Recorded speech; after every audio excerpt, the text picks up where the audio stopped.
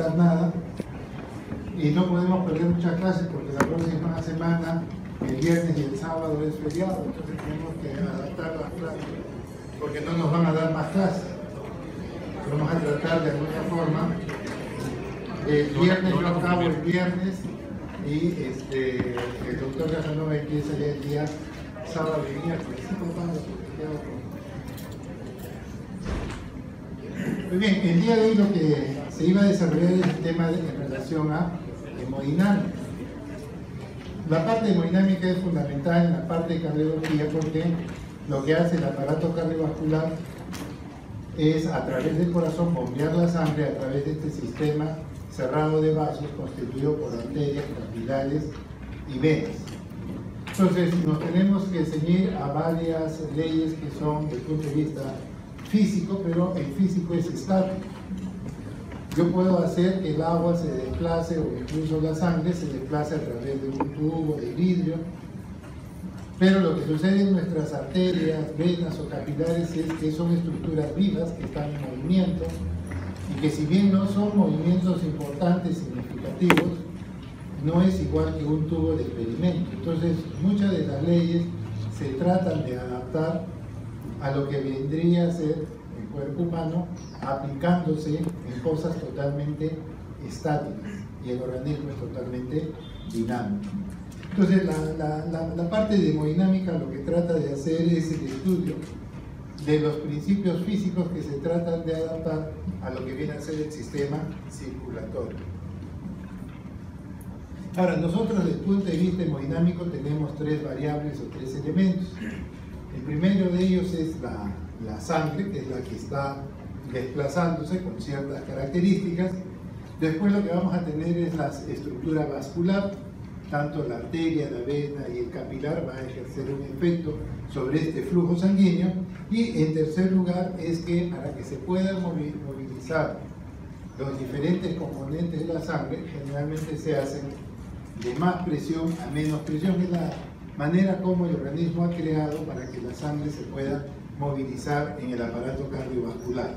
Entonces son tres elementos. El primero de ellos vamos a ver en relación a la sangre.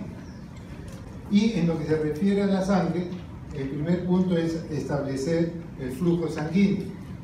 Nosotros tenemos a nivel de la sangre, pues que el volumen que tenemos, el volumen sanguíneo, es de 5 litros más o menos como promedio, el cual va a tener que circular entre un latido y el siguiente latido a través de todo el sistema circulatorio.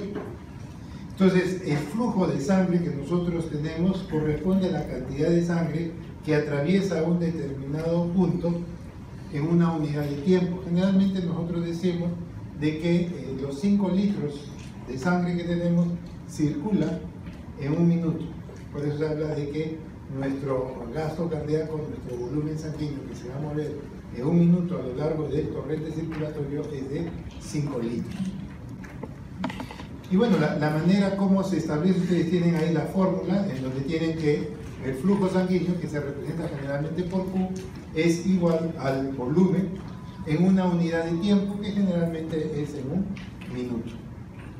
Pues bien, estos líquidos, estos fluidos tienen que cumplir ciertas características.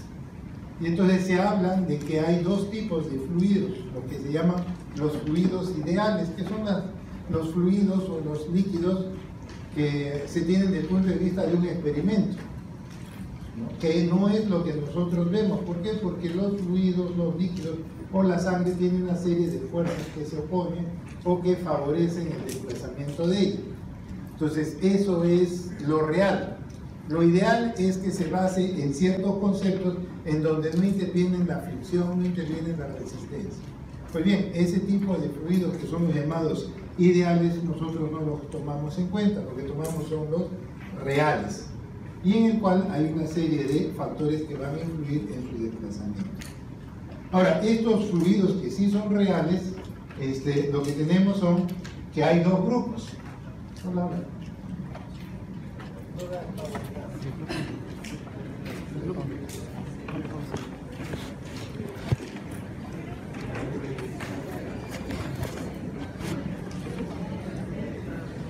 Entonces lo que vamos a tener es que ya dentro de los fluidos que son reales, estos pueden ser permanentemente homogéneos, eso se llaman los newtonianos, pero que en la práctica, pues, si bien lo podemos ver en el desplazamiento del agua o de las soluciones electrolíticas, la sangre no es así de homogénea. Constantemente la sangre puede ir variando. ¿Por qué? Porque tiene una serie de componentes.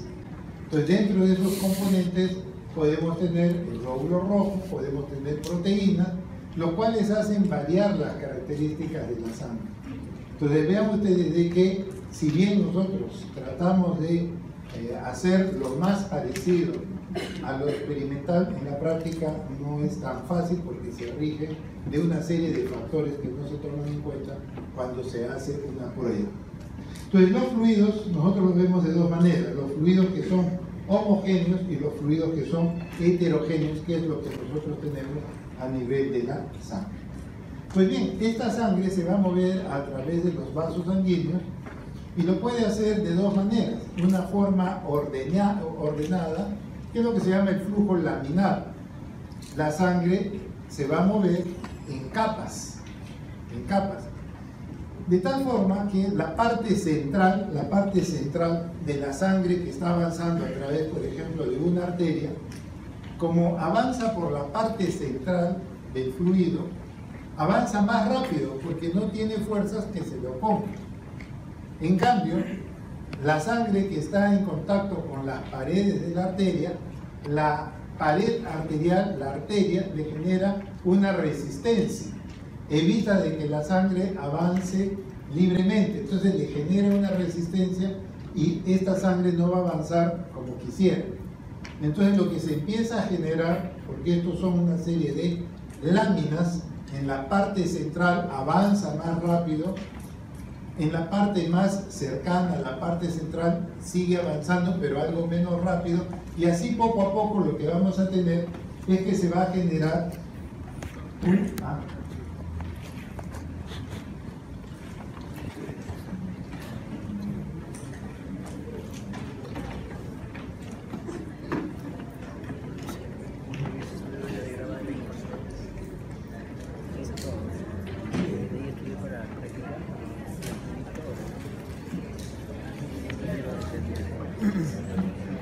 Entonces vean ustedes que lo que avanza en el centro avanza a una velocidad más rápida porque no hay fuerzas que se opongan. Conforme yo me voy alejando del centro y me voy acercando hacia las paredes del vaso, la velocidad empieza a disminuir porque hay una resistencia. Si yo lo veo de perfil el vaso, yo voy a observar que lo que está pegado a la pared se mueve poco y así sucesivamente se empieza a mover cada vez más, de tal forma que en el centro avanza más y va generando esta imagen como una parábola. La sangre avanza de esa manera, no avanza en forma recta. ¿Por qué? Porque la parte central no tiene tanta resistencia. La resistencia fundamentalmente está en las paredes. Entonces la velocidad de la sangre va a generar este tipo de desplazamiento. En teoría, la velocidad que está en contacto con la pared arterial de la sangre es esta sangre que está en contacto con la pared del vaso, la velocidad es cero. Eso es una cuestión teórica porque en la práctica no existe eso. Siempre hay un cierto movimiento, pero muy cercano a cero porque es la que está justo en contacto con la pared. En cambio, la parte central va a tener una mayor velocidad. En el caso, por ejemplo, de la aorta, sale más o menos a 40 centímetros por segundo. Esa es la velocidad con la cual avanza en la parte central de la aorta cuando sale del ventrículo izquierdo. Pues bien, la sangre va a avanzar y se va a movilizar en forma ordenada, generando estas láminas. Pero lo que sucede bajo determinadas circunstancias es que cuando la sangre avanza a través de una arteria, por ejemplo, en un sujeto que tiene anemia, donde la hemoglobina al estar baja hace que la viscosidad de la sangre disminuya. Y entonces la sangre va a avanzar con mayor fuerza y va a empezar a generar turbulencia. De tal forma que se empieza a perder el flujo laminar que tenemos en condiciones normales se puede alterar y se va a transformar en un flujo turbulento. Por eso es que se habla que hay dos tipos de flujo: el flujo laminar, que es este, el ordenado, y el flujo turbulento. Pues bien, ¿cómo yo puedo establecer una diferencia entre el flujo laminar y el flujo turbulento? Pues Osborne-Reynolds estableció un número. Él puso a través de la ecuación que él establece matemáticamente y genera un número que se llama el número de Reynolds. Este número de Reynolds, como su nombre lo dice, es un número, no tiene unidades. Y lo que trata de establecer este número de Reynolds es en qué momento el flujo laminar se vuelve turbulento. Y entonces el número que él establece es 2000. Si la velocidad o este número que él establece en relación a velocidad, densidad de la sangre, etc., ustedes tienen ahí la fórmula de Reynolds. En el número de Reynolds ustedes tienen densidad de la sangre, la velocidad del flujo, el diámetro del vaso y la viscosidad de la sangre. Entonces, de acuerdo a esta fórmula, si el número que sale pasa por encima de 2000, uno dice que el flujo a través del vaso va a ser un flujo turbulento. ¿Y eso qué puede generar desde el punto de vista semiológico? La presencia, por ejemplo, de un soplo. Cuando hay soplos que uno escucha, una posibilidad es que el número de Reynolds esté incrementado. Pero si el número de Reynolds sale por debajo de 2000, el flujo que vamos a tener es un flujo laminar como debe ser. Entonces, desde el punto de vista matemático, el número de Reynolds, si ustedes ven,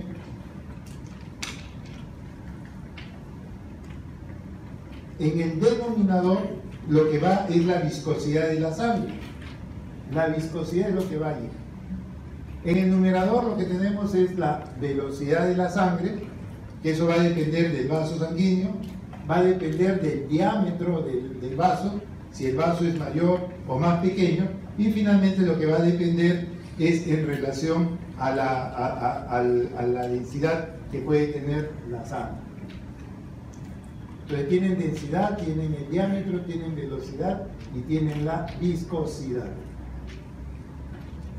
Entonces lo que puede suceder de diversas maneras es que ese número de Reynolds puede variar.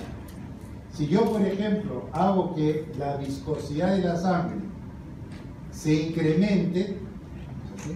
Al incrementarse la viscosidad, el denominador va a crecer de tal forma que el número de Reynolds disminuye.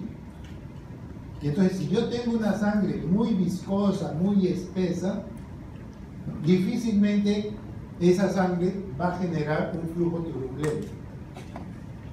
Pero el caso contrario, ¿qué sucede si una persona, por ejemplo, tiene una viscosidad de la sangre disminuida? Si la viscosidad de la sangre está disminuida, pues el número de Reynolds va a crecer, porque si el denominador se hace más pequeño, pues el número va a aumentar. Y si pasa de 2000, pues como sucede en muchos pacientes que tienen anemia o que tienen también hipoalbuminemia, la albúmina baja en sangre, si varía la viscosidad de la sangre y esta sangre se hace menos viscosa, la sangre va a avanzar más rápido.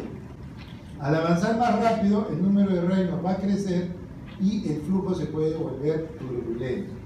Entonces, no es raro a veces que las personas, sin tener una enfermedad cardíaca, cuando están anémicos o una gestante que está ya en su último trimestre del embarazo, producto de su estado hemodinámico, el número de Reynolds crece y sin tener ninguna enfermedad, solamente por las características de la sangre va a fluir con mayor rapidez y se puede generar los fenómenos de turbulencia. Entonces hay que tener en cuenta, dentro de lo que viene a ser los factores del número de Reynolds, uno de los más frecuentes que se puede alterar es la viscosidad. ¿Qué otro elemento se puede alterar y que puede generar variaciones entre el flujo laminar y el flujo turbulento en relación al número de Reynolds? Es la velocidad de la sangre. Si Si la velocidad se incrementa, pues lógicamente el número va a crecer y se puede producir turbulencia. Si la velocidad disminuye, el número decrece y menos posible de turbulencia. En relación al diámetro del vaso o a la densidad, son parámetros que generalmente no van a variar mucho. Más lo que cambia es la viscosidad y la velocidad de la sangre.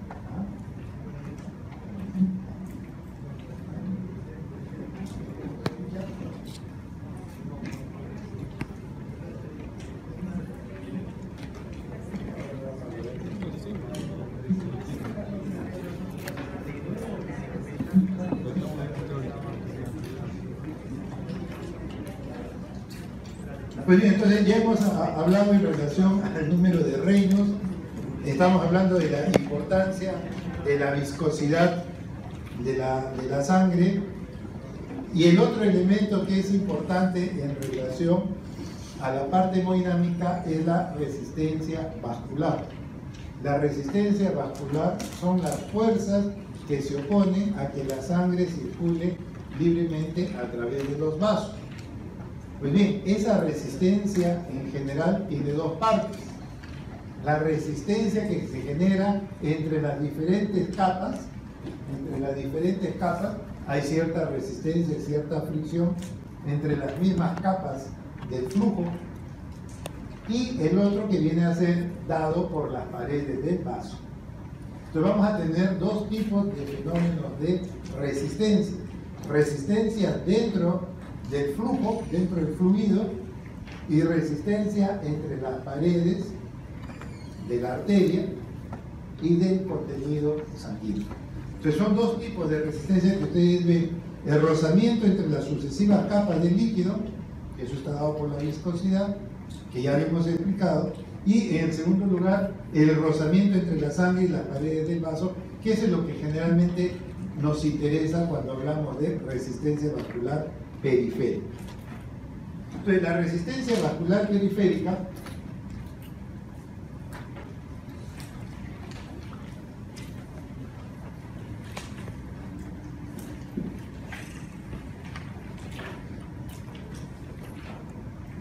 nosotros lo sacamos de una fórmula en donde nosotros decimos que el flujo de sangre depende del delta de la presión entre la resistencia. Esta es la fórmula que nosotros tenemos, que viene un poco de lo que es la ley de Poiseuille, que lo vamos a ver un poquito más adelante. Acá lo que estamos viendo es que el flujo va a ser directamente proporcional a la gradiente de presión e inversamente proporcional a la resistencia vascular. De ahí es que uno despeja la resistencia vascular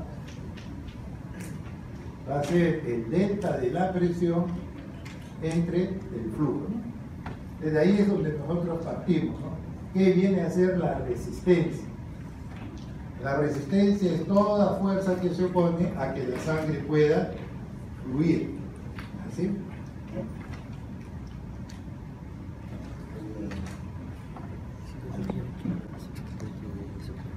Entonces, bueno, nosotros ¿cómo sacamos la resistencia? La gradiente de presión promedio que tenemos que tener en general está alrededor de los 100 milímetros de mercurio.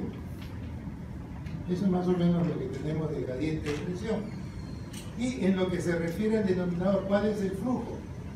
Más o menos uno moviliza 100 mililitros por segundo. Eso es más o menos lo que uno tiene de flujo. Pues por eso es que acá nos da la unidad.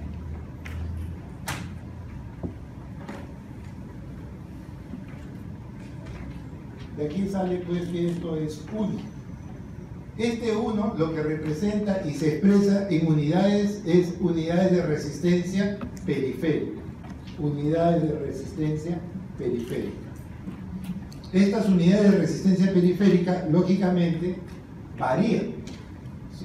Desde el punto de vista funcional, la resistencia vascular que tiene que vencer el ventrículo izquierdo al mandar la sangre a todo el cuerpo es mayor que la resistencia que ejerce los pulmones en donde debe llegar la circulación menor.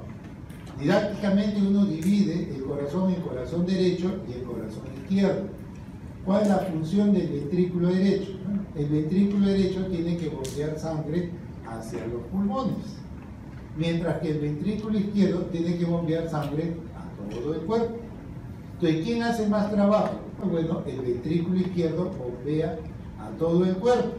Tiene que hacer mayor trabajo y como la extensión es mayor, la resistencia vascular periférica es mucho mayor en el lado izquierdo del corazón que en el lado derecho. Entonces, el derecho, como trabaja menos, tiene menos esfuerzo que hacer al bombear sangre a menor distancia y con menos resistencia, es que el ventrículo derecho es menos desarrollado que el izquierdo. En cambio, el ventrículo izquierdo, si ustedes recuerdan por anatomía, es el que trabaja más, es el que bombea más, porque tiene que bombear a todo el cuerpo, mayor distancia, pero también mayor trayectoria de los vasos, mayor resistencia vascular. Y por eso es que hay una diferencia entre lo que es la circulación mayor y la circulación menor o pulmonar. Mientras que la circulación mayor se representa por una unidad de resistencia periférica, en cambio el lado pulmonar es 0.1, ¿no? O sea, es 10 veces menos. Entonces, esta parte de la resistencia vascular es muy importante, sí, porque determina, en cierto modo, cuál de los ventrículos tiene que trabajar más o que tiene que trabajar menos. Ahora, esta resistencia que uno va a encontrar en la circulación, cuando la sangre sale del ventrículo izquierdo o del ventrículo derecho, no piensen que está saliendo hacia un tubo hueco llamado aorta o a un tubo hueco llamado arteria pulmonar y que están vacíos. Las dos arterias no están vacías. Tanto la arteria aorta como la arteria pulmonar están llenas de sangre. Y cuando la sangre va a salir del ventrículo hacia la arteria está llena de sangre. Y entonces la sangre tiene que avanzar. ¿Y por dónde avanza? Pues por donde le resulta más fácil. ¿Y por dónde le resulta más fácil? ¿Por el centro o por la periferia? ¿Ah? Por el centro, porque la periferia le está generando resistencia. Recuerden que las paredes del vaso generan resistencia. La parte central tiene menos resistencia. Entonces, la sangre cuando sale del ventrículo izquierdo o del ventrículo derecho hacia la aorta o la pulmonar va a avanzar por el centro. Fundamentalmente avanza por el centro. Menor cantidad va a la periferia. Pues bien, conforme va avanzando, la arteria aorta y la arteria pulmonar, en su inicio, son arterias que tienen un componente elástico. ¿Por qué? Porque la sangre cuando tiene que avanzar y va a generar una onda, la onda del pulso. Cuando ustedes palpan el pulso, ustedes sienten que la sangre avanza y hace una dilatación. La arteria, como es elástica, recibe un mayor volumen y se distiende. Pasa el volumen de sangre y vuelve a su tamaño normal, y eso está dado por la elasticidad que tiene la aorta y la pulmonar en su inicio. Pero conforme la aorta se va ramificando, o como la pulmonar se va ramificando en vasos de menor calibre, lo que va a pasar es que se va a perder esa elasticidad. ¿Por qué? Porque ya vamos a estar en presencia de arterias de mediano y de pequeño calibre. Ya no va a ser la gran aorta o la gran arteria pulmonar, son vasos de mediano y pequeño calibre. Y esos vasos de mediano y pequeño calibre son estructuras que ya no tienen el componente elástico, sino fundamentalmente el componente muscular. Entonces, el componente muscular, lo que hace es restarle fuerza a la sangre que está viniendo. La sangre que está avanzando a través de la aorta, conforme se va ramificando la aorta, los vasos de mediano y de pequeño calibre ya no son elásticos, son musculares. Y esos tubos musculares lo que hacen es si tú quieres avanzar hacia los capilares, si tú quieres avanzar a través de las arterias y llegar a los capilares, ojo, al pasar por la capa muscular tienes que entregar parte de tu energía. Por ejemplo, a nivel de la arteria aorta, en su inicio, la presión es de 120 milímetros de mercurio. 120. Si con esa presión yo llego al capilar, el capilar con una presión de 120 estalla, porque el capilar es muy delgado. Entonces, para poder yo llegar al capilar y no dañar el capilar, la presión de 120 tiene que caer a menos de 35 milímetros de mercurio. De 120 tiene que caer a menos de 35. Entonces, ¿cómo es que pierde esa fuerza? Pues la pierde esa fuerza a través de la capa media de las arterias de mediano y de pequeño calibre. Ellos, que están dispuestos en las ramas de la aorta y que hacen el contacto con el capilar, ellos se encargan de restarle fuerza a la sangre que está saliendo, ya sea del ventrículo izquierdo o del derecho, para que no dañe el capilar. Entonces, si esa sangre tiene que avanzar hacia el capilar y atraviesa la capa media muscular, lo que va a hacer es entregar parte de su energía a esta capa media muscular. Y entonces de 120 bajará a 80, a 60, a 40, y para poder llegar al capilar tiene que ingresar con menos de 35. De esa manera el capilar no se daña, porque el capilar es una estructura muy delgada comparado con una arteria.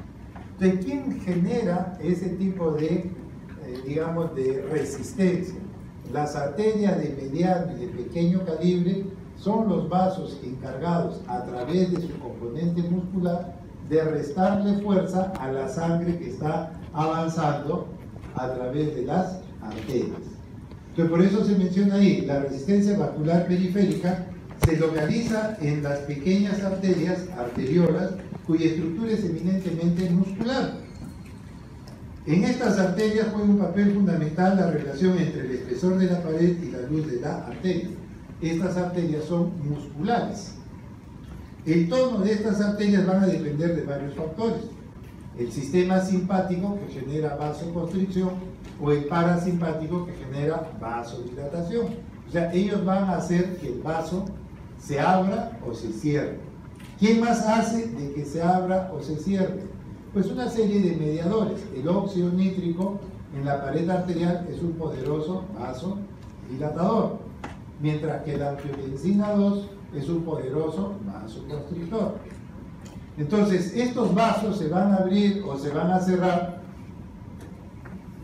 y van a hacer que la resistencia sea mayor o que sea menor.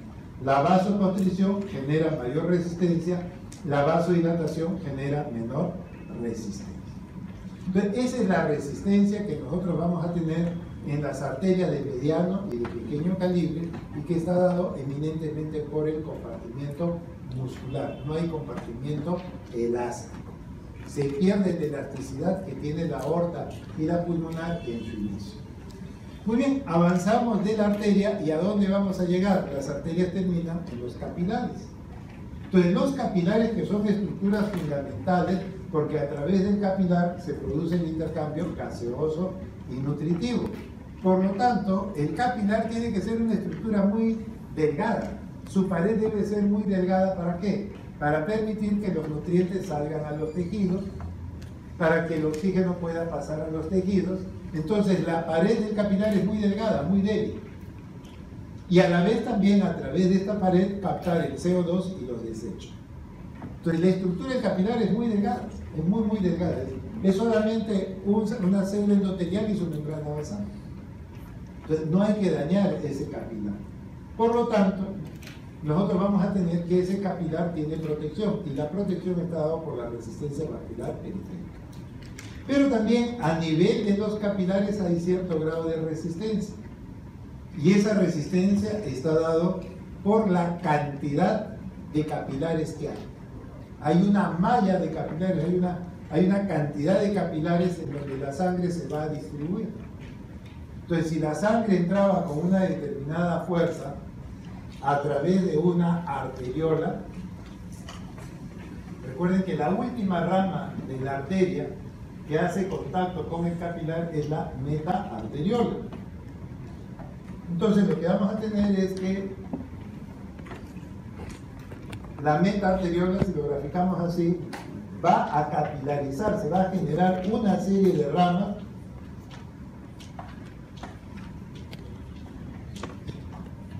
que son los capilares. ¿Con qué finalidad? De que esta resistencia que se encuentra acá disminuya a este nivel. ¿Por qué? Porque yo necesito que la sangre esté en el capilar para el buen intercambio gaseoso y nutritivo. Entonces ustedes ven ahí que la resistencia en los capilares es mucho menor que en la de la arteria. ¿Por qué? Porque son muchos vasos. La sangre se va a distribuir en una laguna, por así decirlo, de capilares, un sinfín de capilares, porque yo necesito que la sangre esté acá para el intercambio gaseoso y nutritivo. Entonces, esta cantidad de capilares hace que la resistencia vascular sea marcadamente baja en el capilar comparado con una arteriola.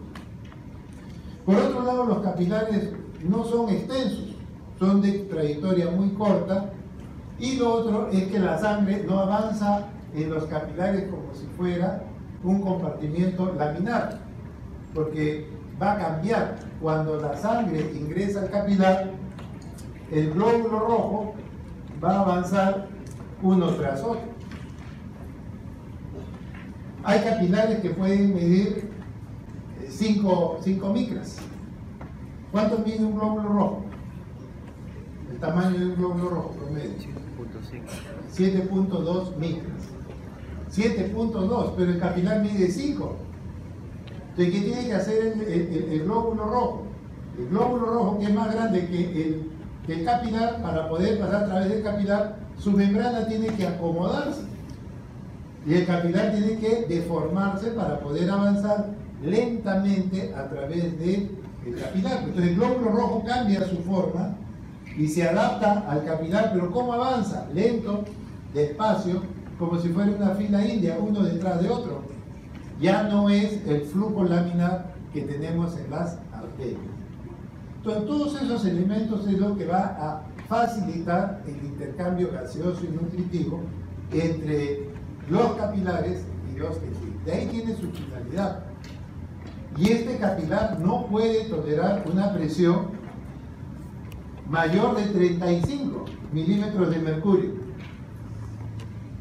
Pero vean ustedes que cuando la sangre sale del ventrículo izquierdo, sale con una presión de 120. Entonces, esa presión tiene que caer para que no se pueda dañar el capilar. ¿Y quién es el encargado de hacer que esa presión, esa fuerza de salida de la sangre disminuya y no dañe el capilar? Pues son las arterias de mediano y pequeño calibre. Y esas arterias, a través de su componente muscular, le frena, le quita fuerza a la sangre. La sangre, para poder avanzar a través de estas arterias de mediano y pequeño calibre, tiene que entregar parte de su energía, de tal forma que poco a poco van avanzando, y cuando llegan al capilar tienen una presión menor de 35. Entonces, esa es la importancia de lo que viene a ser la resistencia. Ahora, las resistencias que le están dando los vasos,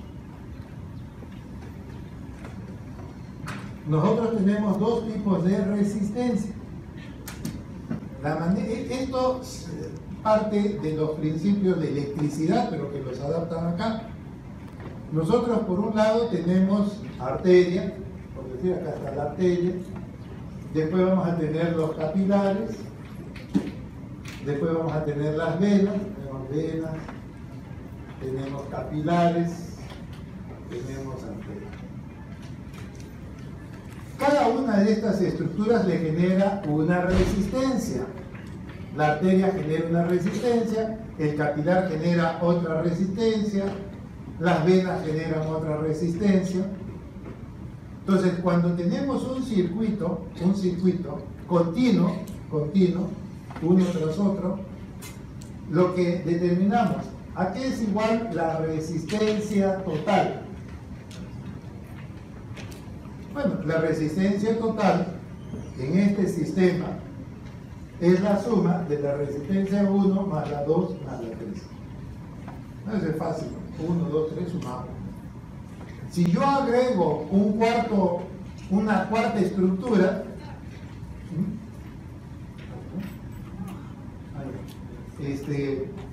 si yo agrego una estructura más acá, cualquier estructura, va a tener una resistencia 4. Entonces, cuando nosotros tenemos un circuito en serie, arteria, capilar, vena, cuando tenemos acá, y yo le agrego una resistencia más, pues ¿qué va a pasar con la resistencia total? Que va a subir, pues, ¿no? Porque es una suma. Bueno, cuando tenemos la resistencia en serie, como sucede en nuestro organismo arteria, capilar, vena, si nosotros agregamos o quitamos, la resistencia va a variar. Pero ¿qué sucede si nosotros tenemos las resistencias instaladas en forma paralela? Que es como están los órganos. Si bien esto es la suma de capilares,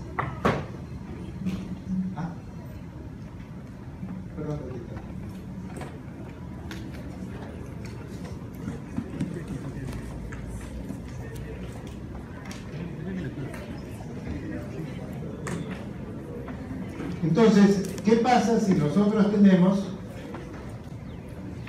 un sistema donde los órganos están incluidos? Eso ya no es un sistema en serie. Ya no está en serie uno tras otro. Los órganos se ubican en forma paralela. ¿Qué significa eso? Que yo voy a tener una resistencia, dos resistencias, puedo tener resistencia 1, resistencia 2, resistencia 3. Entonces, cuando yo tengo, como sucede en nuestro organismo, ya por órganos, no en forma de serie, sino bajo la forma ya, yo tengo el corazón, tenemos el riñón, tenemos el estómago, bueno, ellos están dispuestos en forma paralela. Pues bien, ¿qué sucede ahí? ¿A qué es igual la resistencia? La resistencia total es igual a la inversa de la resistencia de cada una de ellas. No, todavía no funciona, eso va a acabar a las 5, creo. Entonces, vean ustedes, cuando yo lo pongo en paralelo, la resistencia total se calcula de esta manera. La inversa de la resistencia total es igual a la suma de las inversas de cada una de estas resistencias. Entonces, pongamos el ejemplo de que yo tengo solamente dos órganos, ¿no? Solamente vamos a tener ahí dos órganos, no vamos a tener tres, vamos a tener dos. El corazón, el cerebro, solamente vamos a tener dos resistencias. Entonces yo digo, pongamos, la resistencia es igual, R1 va a ser igual a 2 y R2 también va a ser igual a 2. Entonces yo voy a decir, la resistencia total va a ser igual a 1 medio más 1 medio. ¿Estamos? R1 es 2, R2 también es 2. Va a ser lo más fácil. 1 sobre R total va a ser igual a 1 medio más 1 medio. ¿Cuánto va a sumar esto? Finalmente va a ser 2 sobre 2 y me va a decir que la resistencia total al final es 1. ¿No? Cambiando la posición de la resistencia total. O sea, si lo queremos todavía hacer así, 1 sobre RT va a ser igual a 2 sobre 2. Resistencia total pasa a ser numerador e igualito 2 entre 2 me da 1. Entonces vean ustedes que cuando se pone en forma paralela, cuando se pone en forma paralela, ¿qué sucede si yo agrego una tercera resistencia?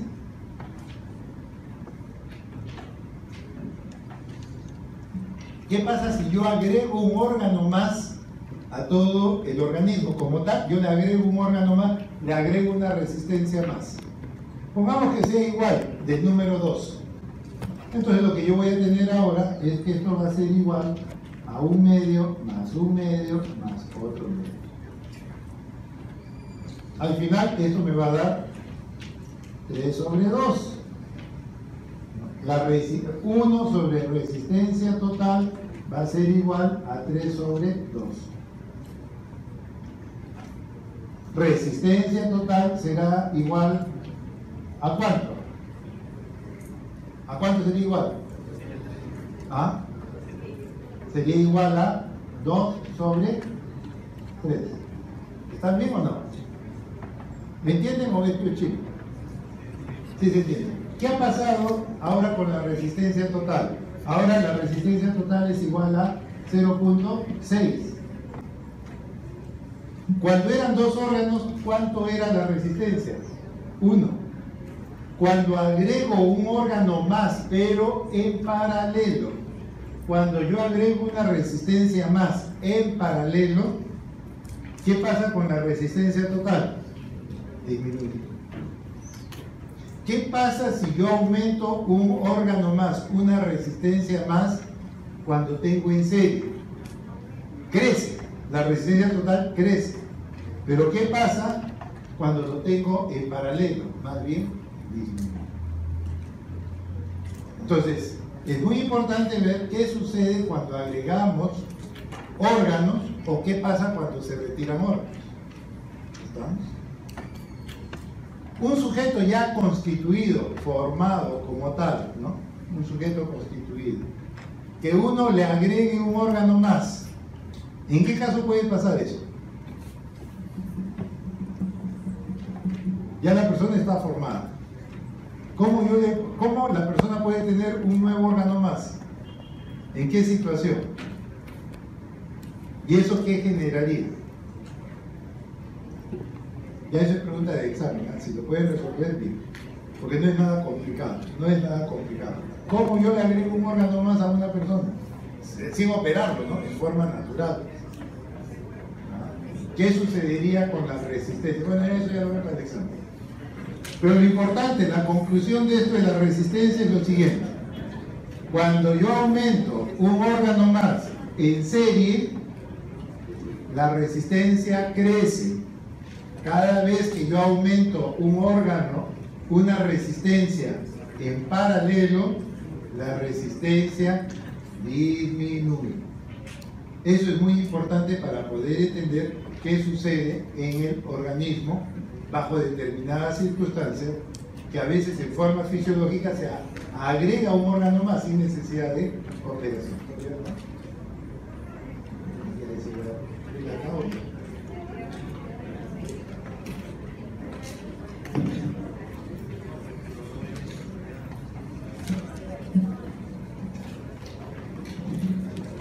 Muy bien, y el tercer elemento es la presión arterial. Estábamos viendo en relación a la característica de la sangre, a la viscosidad de la sangre, después teníamos que ver en relación a la resistencia vascular, y ahora lo que tenemos que ingresar es al concepto de presión arterial, que ya lo hemos visto en cierto modo cuando hicimos los mecanismos que regulan la presión arterial. Entonces, la presión arterial va a depender fundamentalmente de la función de bomba del ventrículo.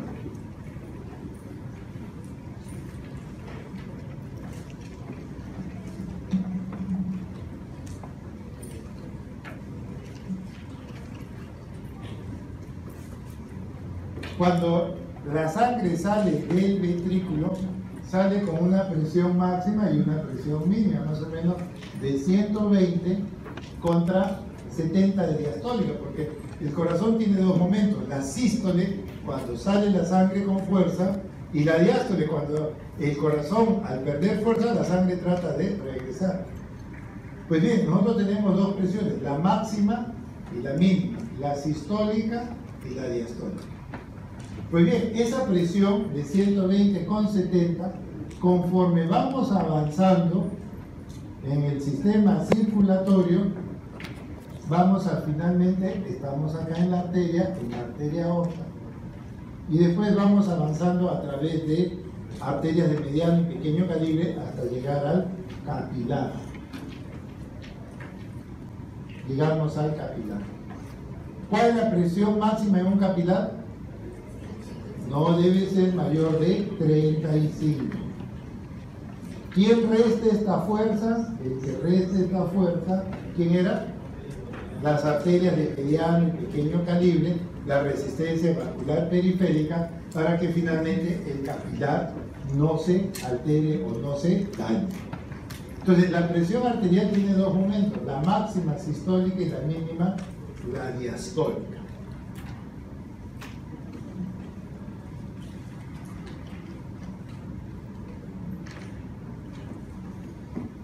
Pues bien, ¿de dónde sale la presión que nosotros tenemos? ¿De qué manera es que va a salir la presión arterial? La presión arterial viene a ser el producto del gasto cardíaco, la presión es gasto cardíaco por resistencia vascular periférica.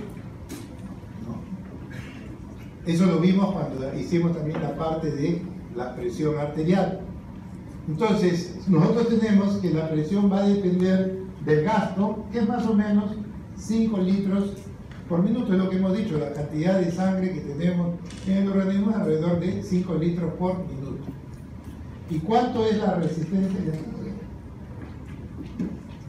La resistencia vascular periférica es alrededor de 20. Entonces, lo que vamos a tener como presión arterial es de 100 milímetros de mercurio, pero ojo,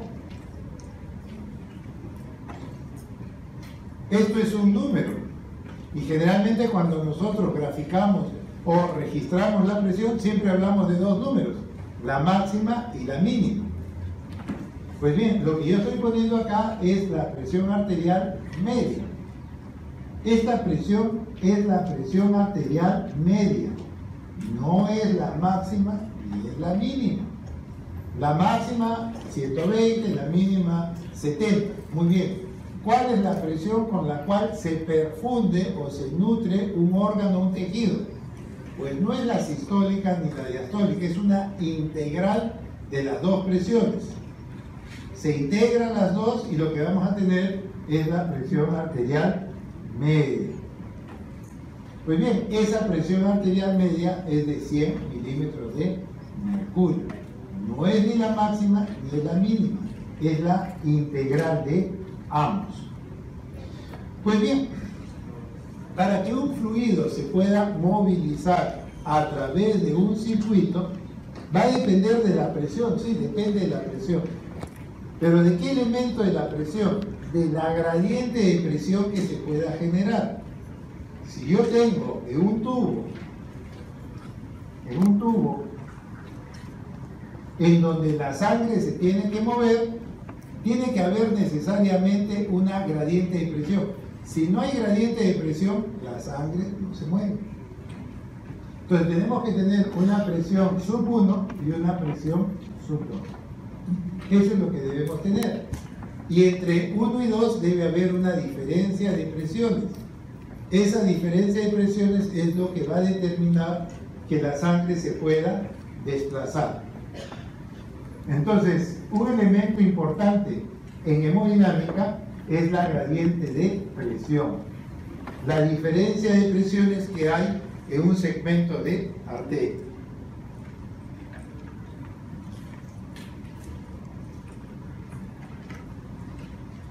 Entonces, lo que interesa acá es la gradiente de presión. Esa diferencia de presiones es lo que permite que la sangre pueda avanzar de un sector a otro sector, de mayor presión a menor presión. Entonces, si nosotros decimos que la presión arterial es el gasto cardíaco por resistencia vascular periférica, yo lo que puedo hacer es despejar gasto cardíaco.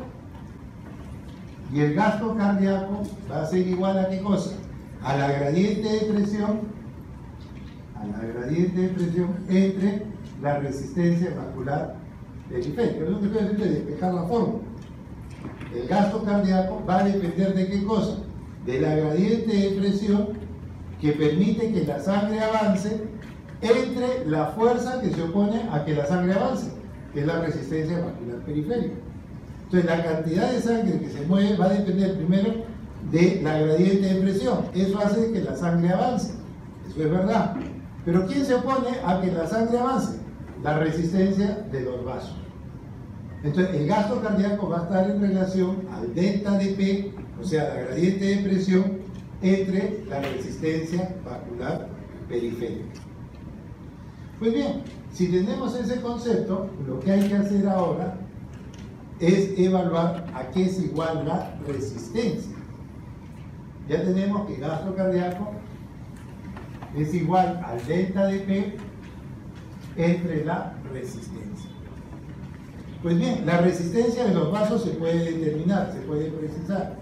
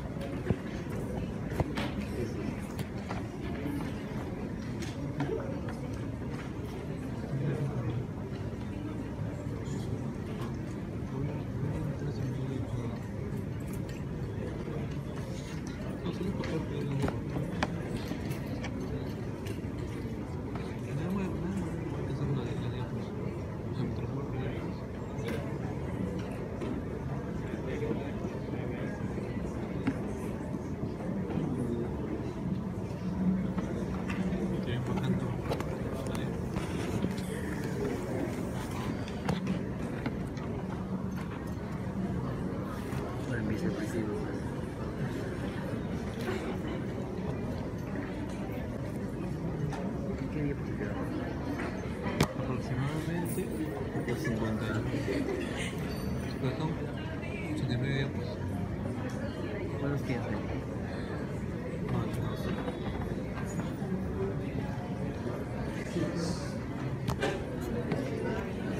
Bien. Entonces vean ustedes acá.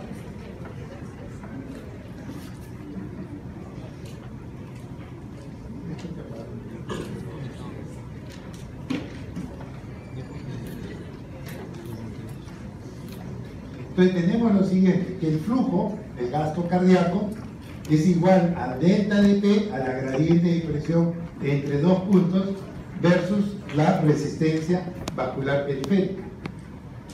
¿Qué es resistencia vascular periférica? Esto se puede determinar por el vaso. La resistencia está dado por 8 veces mu por la longitud del vaso entre pi multiplicado por radio a la cuarta. Eso se determina de esa manera, la resistencia del vaso. Entonces lo que vamos a hacer es reemplazar el R que estaba en el denominador por esta fórmula. Y entonces, vamos a ver si se ve. Lo que voy a hacer es, esta R lo voy a reemplazar por esta fórmula. De tal forma que 8 mu por la longitud pasa a ser el denominador y pi r a la cuarta pasa a ser el numerador. Entonces lo que se dice es que el flujo de sangre va a depender del delta de P multiplicado por radio a la cuarta entre 8 veces la viscosidad por la longitud del vaso. Ese es finalmente lo que uno establece, y eso es lo que fijó Poiseuille. Esa es la ley de Poiseuille. El flujo sanguíneo es directamente proporcional a la gradiente de la presión, radio a la cuarta, e inversamente proporcional a la viscosidad de la longitud del vaso. Pues bien, ¿qué es lo que puede pasar con esta fórmula? El gasto cardíaco, la cantidad de sangre o el flujo que se va a mover, va a depender de la gradiente de presión, sí. Puede depender de la longitud del vaso, sí. Puede depender del radio de la cuarta también. ¿Qué sucede si la gradiente de presión varía en relación al flujo? Pues el flujo va a cambiar, eso es cierto. ¿Qué pasa si yo cambio la longitud del vaso? El flujo también va a cambiar. Pero ¿quién es el que determina el cambio más importante del flujo? Es el radio. De todas estas variables o factores, el que determina el mayor cambio del flujo es el radio. ¿Por qué? Porque fácil, lleva la potencia 4. ¿Qué les quiero decir con esto? Pequeñas variaciones del radio van a hacer que el flujo cambie marcadamente. Los otros valores que tenemos no son tan importantes. Pueden influir ligeramente en el cambio del flujo, sí, pero el que más influye es radio, porque lleva la potencia 4. Y entonces prácticamente la ley de Poisson nosotros lo podemos simplificar diciendo de que el flujo de sangre va a depender fundamentalmente del radio del vaso. ¿Por qué? Porque lleva la potencia 4. Pequeñas aperturas o cierres del vaso, pequeñas, como lleva potencia 4, va a generar un marcado cambio a nivel del flujo sanguíneo. Entonces vean ustedes que cuando uno determina la cantidad de sangre que va a pasar a través de un segmento de arteria o de un vaso sanguíneo, el elemento más importante es el radio, o si quieren también el diámetro, pues es lo mismo, ¿no? Pequeñas variaciones de diámetro o de radio hacen que el flujo cambie marcadamente.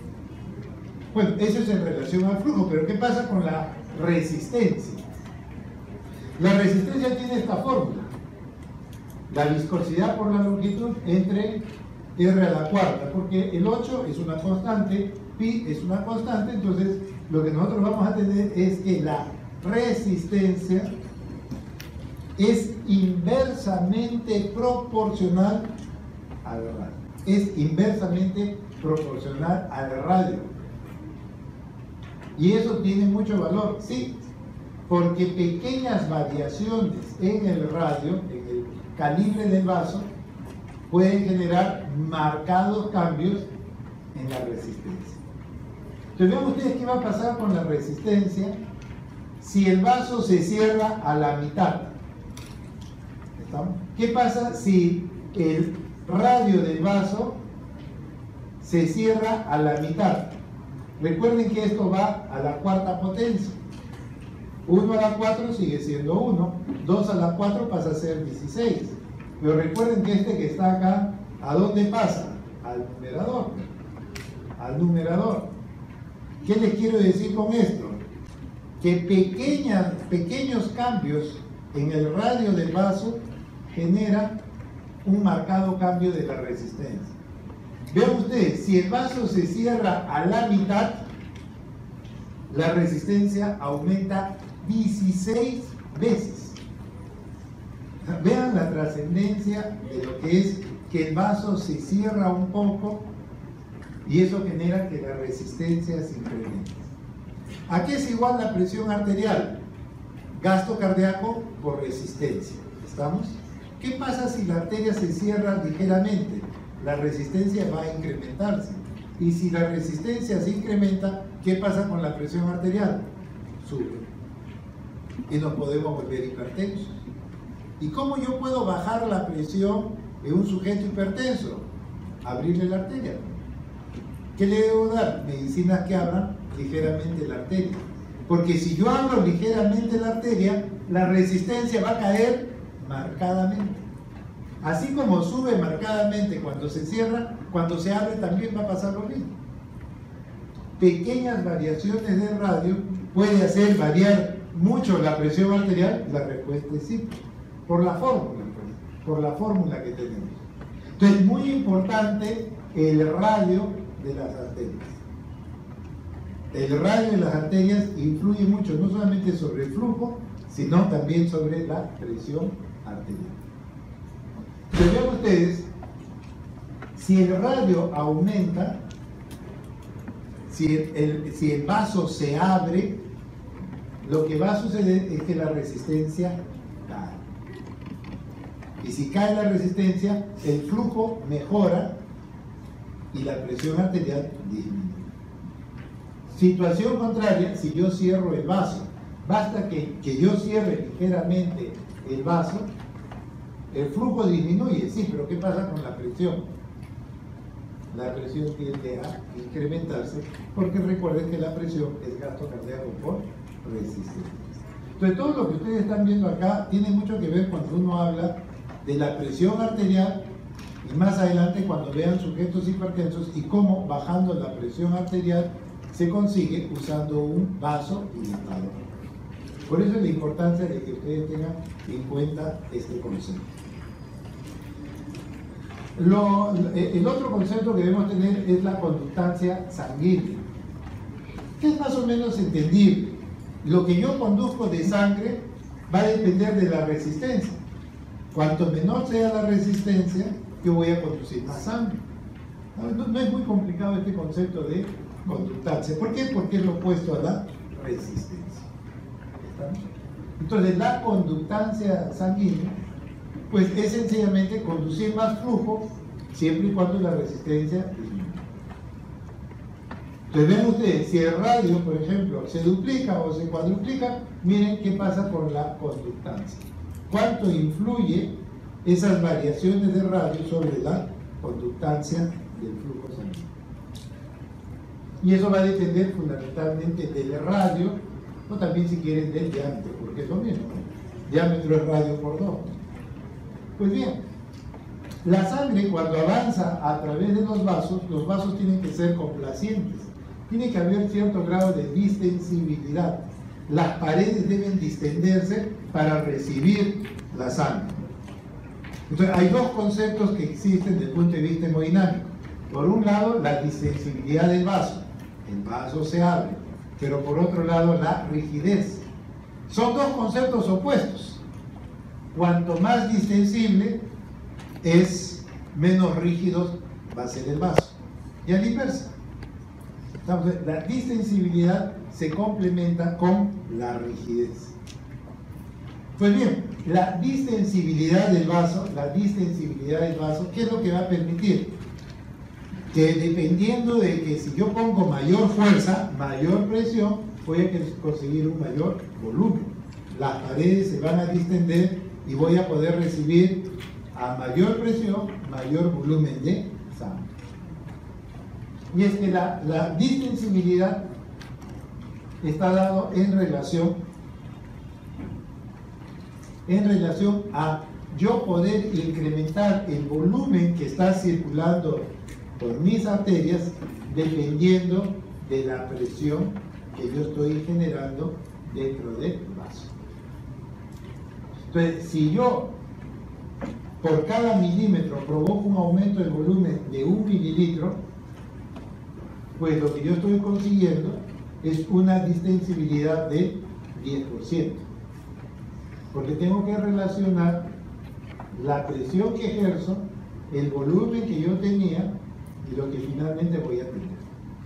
Esa relación es lo que indica que el vaso va a tener más sangre o menos sangre, dado por la distensibilidad de sus paredes. Entonces, la distensibilidad permite que la sangre se acomode, un determinado volumen se acomode entre las paredes de la sangre. Y si uno compara una arteria con una vena, las venas son estructuras totalmente diferentes a una arteria. La arteria lo que maneja fundamentalmente es presión, por eso se habla de presión arterial. En cambio, las venas lo que manejan es volumen. Ellas tienen una mayor distensibilidad. Las venas son 8 veces más distensibles que una arteria. Y es que las venas son reservorios de sangre. La arteria no es reservorio de sangre, es reservorio de presión. Las arterias manejan presiones, las venas manejan volúmenes. Las arterias son reservorios de presión, las venas son reservorios de volumen. Son dos elementos, dos estructuras diferentes. Y por eso cuando uno analiza, vean ustedes, esta es la representación de una arteria, vean la luz comparado con una vena. La vena contiene mayor cantidad de sangre. Lógico, está dado por su estructura, por su elasticidad, que no la tienen las arterias de mediano y de pequeño calibre, que eminentemente son musculares. Entonces, la distensibilidad es importante ¿para qué? Para que haya una capacitancia. Es decir, para que estos vasos tengan una cantidad de sangre que se pueda almacenar. Entonces, esta capacidad de sangre que se puede almacenar en los vasos es lo que se denomina compliance. El compliance, ¿sí? La capacitancia está dado por la distensibilidad de las paredes del vaso multiplicado por el volumen. Entonces vean ustedes que la compliance, la capacitancia de las venas comparado con una arteria es mayor, es 24 veces mayor. Es 24 veces mayor. ¿Por qué? Porque es 8 veces más distensible en relación a una arteria. Entonces, esta capacitancia, ese compliance, permite almacenar en los vasos sangre. ¿Quién almacena esa sangre? No es la arteria, porque la arteria no tiene mayor capacitancia, no tiene mucha distensibilidad. El que tiene esa compliance es precisamente la vena. El sistema venoso es un reservorio importante de sangre. Y eso está dado fundamentalmente por su estructura, por su componente elástico que tiene. Entonces vean ustedes, un vaso muy distensible, pero con poco volumen, tiene una capacitancia pequeña. Mientras que un vaso poco distensible, pero con un gran volumen, este más bien va a tener una capacitancia mayor. Una cosa es la capacitancia, que es el volumen, y otra cosa es las paredes de los vasos, la distensibilidad de las paredes del vaso. Pues bien, esto va a determinar finalmente de que la sangre avance a una determinada velocidad.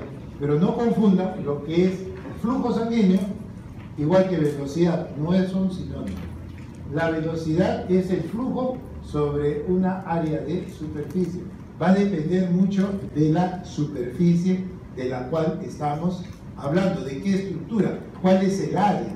Nosotros tenemos que, para establecer la velocidad, determinar el flujo entre el área. Y el área va a ser en relación al tipo de estructura. Una arteria es igual que un capilar o que de una vena. Entonces, mucho interesa el área, la sección transversal. Si esta es extensa, como sucede a nivel de los capilares. A nivel de los capilares, si juntamos todos los capilares, la superficie o el área es mucho más extenso que el de una arteria o de una vena. Entonces, es muy importante establecer precisamente la velocidad de la sangre en los vasos. Los vasos pueden ser más grandes, pueden tener un mayor radio o un menor radio. Entonces, vean ustedes, si yo tengo una velocidad de 5 centímetros cúbicos por segundo, esa es la velocidad entre el área de este vaso, el área es de 5 centímetros cuadrados, la velocidad en este vaso es de 1 centímetro por segundo. ¿Qué sucede en un vaso de menor calibre? Lo que va a suceder es que, si bien yo voy a tener la misma velocidad, cuando yo voy avanzando a un vaso de menor calibre, aplicando la fórmula del flujo entre el área, vemos que la velocidad, que era acá por decir una velocidad de 1 centímetro por segundo, cuando entro a una arteria o a un vaso de menor calibre, vean cómo la velocidad se incrementa. ¿Y por qué se incrementa? Fundamentalmente por el área. Entonces, el líquido se mueve lentamente en una arteria grande, pero en cambio, en un vaso más pequeño, la velocidad más bien se incrementa. Y eso está dado precisamente porque la velocidad de la sangre va a depender del área de sección, área del vaso. Entonces, dependiendo si nosotros estamos a nivel arterial, a nivel de los capilares o a nivel venoso, la velocidad va a cambiar. Definitivamente la velocidad tiende a cambiar dependiendo del área. Entonces, una cosa es la velocidad de la sangre y otra cosa es en relación al área transversal. A nivel de los capilares son muy extensos, el área es muy grande comparado con el de una arteria con el de una vena. Y eso influye en la velocidad. Ahora, hay el principio de la continuidad. ¿En qué consiste el principio de la continuidad? El principio de la continuidad significa que yo voy a tener acá un determinado flujo, que es Q, en relación a este otro sector, y el flujo no cambia, el flujo tiene que ser el mismo. En este punto o en este otro punto, el flujo siempre es el mismo. Pero ¿a qué es igual el flujo? El flujo es velocidad por área. El flujo es velocidad por área. El flujo no va a cambiar. El flujo en este punto o en el otro siempre va a ser el mismo porque el flujo no cambia. Entonces, ¿qué les quiero decir con esto? Que en este primer punto, Q sub 1, el flujo en 1 va a ser la multiplicación de la velocidad por área 1. El flujo 2 es igual, pero acá tenemos que ver velocidad 2 por área 2. Entonces, dependiendo del sitio, del sector donde yo estoy, yo puedo observar lo siguiente. ¿Qué pasa si en algún momento yo aumento el área? Oh, perdón. ¿Qué pasa si yo aumento el área? Cuando yo aumente el área, cuando yo aumento el área de sección, la velocidad cambia. Hay una relación inversa. De acuerdo a esta ecuación de la continuidad, en cualquier segmento de la arteria, conforme yo aumente el área, lo que voy a conseguir es que la velocidad disminuya. Son opuestos, son relaciones opuestas. Solamente basado en que el flujo siempre va a ser constante y que el flujo es el producto de área por velocidad. Eso tiene interés y sobre todo cuando nosotros hablamos en qué segmento estamos. Estamos en una arteria, estamos en capilares, estamos en venas. ¿Qué va a pasar si el área va incrementándose? Vean ustedes que el flujo no cambia, pero ¿qué va a pasar con la velocidad? La velocidad disminuye. Ese es el concepto. Conforme el área se va incrementando, la velocidad va disminuyendo. Nada más, no es nada más complejo de eso. Y finalmente, para terminar, dos conceptos. La ley de Laplace, que ya vimos que está en relación incluso en las paredes del ventrículo, y acá lo podemos tener también a nivel de las paredes arteriales. Entonces, a este nivel, lo que decía Laplace es que la tensión que se genera es directamente proporcional a la presión por radio entre el grosor del vaso.